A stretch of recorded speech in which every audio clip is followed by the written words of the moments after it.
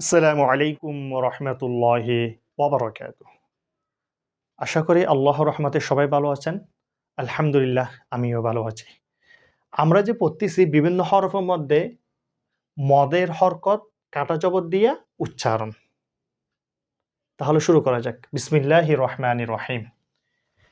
শিন কাটা জবর শা, সদ কাটা জবর স, দত কাটা জবর দ, ত কাটা জবর ত, জ কাটা জবর জ, ফা কাটা জবর ফা, কফ কাটা জবর ক, কাফ কাটা জবর কা।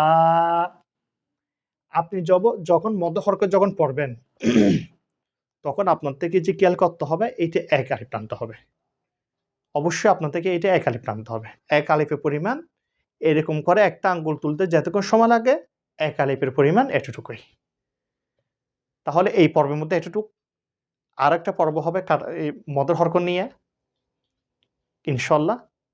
আপনারা যারা আমার এই চ্যানেলটি দেখবেন অবশ্যই সাবস্ক্রাইব করবেন, লাইক দিবেন, কমেন্ট করবেন। নিজে দেখে আরেকজনকে দেখার সুযোগ করে দিবেন শেয়ারের মাধ্যমে। আল্লাহ হাফেজ। আসসালামু আলাইকুম ওয়া রাহমাতুল্লাহি ওয়া বারাকাতুহু।